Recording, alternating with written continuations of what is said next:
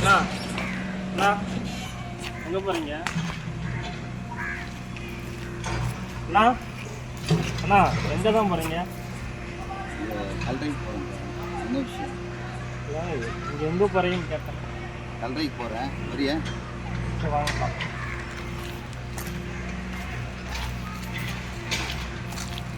என்ன தான் பண்ண போகிறீங்க?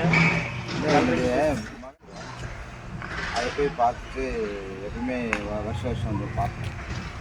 பார்த்துட்டு ஜெபம் பண்ணுவேன். ஏன்னா நம்ம என்ன தான் வாழ்ந்தாலும் கடைசியில் வந்து கல்லறை தான் போய் வாங்கலேன் போய் பார்க்கலாம். இவங்க பையன் கல்ற எங்கே தான் இருக்குது? வாங்க காட்டுறேன்.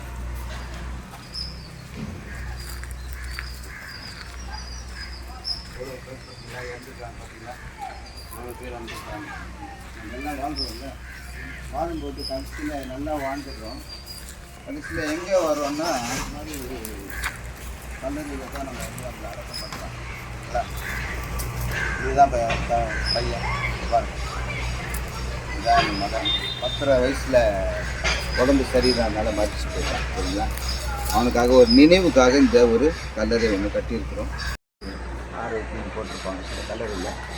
ஆனால் அந்த கல்லறையில் வந்து ஆர்ஐபி வந்து ரெஸ்ட் இன் பீஸ். இங்கே தான் சமாதானம். இங்கே பார்த்தீங்கன்னா சைலண்ட்டாக இருக்கா?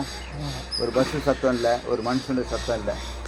ஸோ அப்போ வந்து இந்த இடத்துல ஒரு சமாதானத்துக்குள்ளே இந்த மகன் வந்து நித்திரை பண்ணி கொண்டிருக்கான். அதே போல் இங்கே இருக்கிற கல்லறைகள் எல்லாமே எழுந்திருப்பார்கள் அப்படி சொல்லப்படுது. அதனால் வந்து ஒரு விசுவாசம், இவனும் எழுந்திருப்பான ஒரு விசுவாசம். நாமளும் ஒரு காலகட்டத்தில் வாழ்ந்து இதே மாதிரி ஒரு கல்லறையில் வந்து நம்மளை அடக்கம் பண்ணுவாங்க. நாமளும் கர்த்தருடைய வருகையின் போது நாம் உயிரோடு ஜெபம் பண்ணலாமா? படும்படியாக அவனை ஆண்டவரை புதைத்திருக்கிறோம், விதைத்திருக்கிறோம். கர்த்தர் தாமே ஆண்டவரை சொத்திருக்கிறோம். வருகிற நாட்கள் நம்முடைய வருகை சமீபமான சமூகத்தில் வந்து சேர உதவி செய்யணும். தேவகத்தில் ஆசிரியத்தை ஜெபிக்கிறேன். எந்த நேரத்திலும் எங்களோட கூட பிள்ளைகள் வந்து ஒரு குடும்பமாய் வந்து ஒரு ஐக்கியத்தில் இந்த நாளில் கூட அந்த கல்லறை இருக்க வந்ததுக்காக நன்றி செலுத்தும். தேவ கிருபை பிள்ளைகளோடு இருக்கட்டும். ஆசிரியக்கும் கத்தை பொறுப்பெடுத்துக்கணும். இயேசு கிறிஸ்துவ நாமத்தில் தாழ்த்து கொடுக்குறோம். ஜீவன் நல்லதுதான். ஆமென்.